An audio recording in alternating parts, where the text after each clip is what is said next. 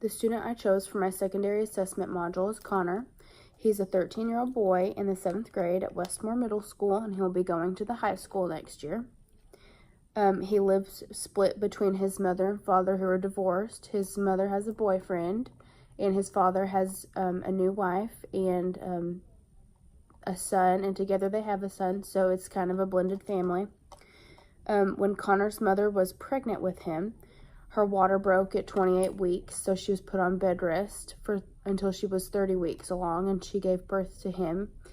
Connor weighed 2 pounds and 14 ounces at birth. Even though he was a premature baby, he met all his developmental milestones at an appropriate age. His health history is not significant. He does not take any medication. He does not have glasses or contacts. He's gone to Westmore Middle School his whole life. He is in a resource math and resource literacy setting for 45 minutes 5 times a week in literacy, 45 minutes 5 times a week in math, and he also receives Orton Gillingham connection interventions 3 times a week for 45 minutes with Fidelity. Based on all of his testing that was gathered during his evaluation, his disability category is specific learning disability, which or other known as SLD, and it covers the areas of math and reading because that's where he struggles the most. He has an average IQ of 95, but he was significantly below average or below average in basic reading, composite, reading comprehension, written expression, math calculation, and mathematical reasoning. He does not receive any other services such as speech, OT, PT, anything like that. Back in September of 2017, when his evaluation was started, he passed both his vision and his hearing tests.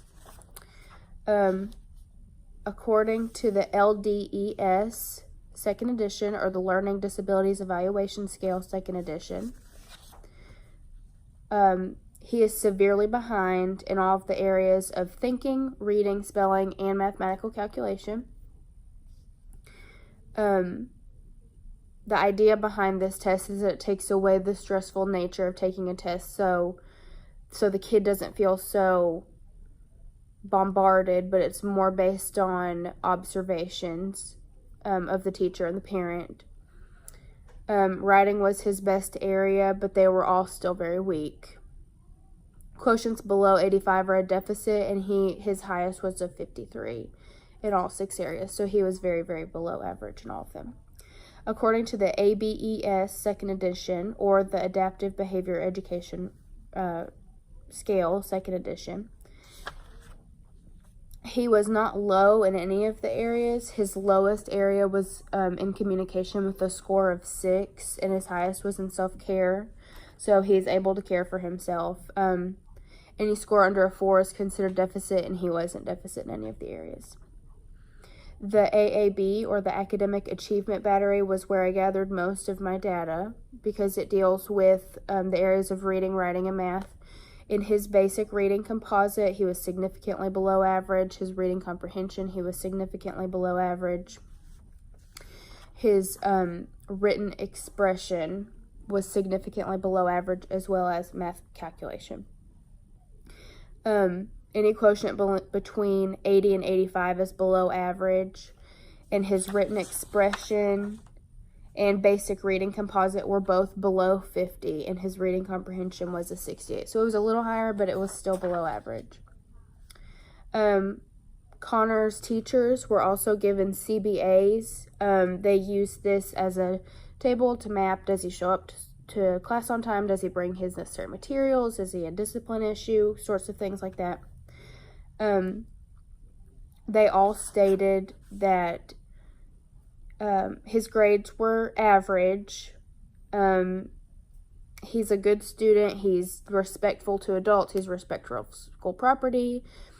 His work attitude is good. He is never a discipline problem in class. Sometimes he does blurt out or speak out of turn, but other than that, he's a good kid, and all the teachers are really glad to have him in class.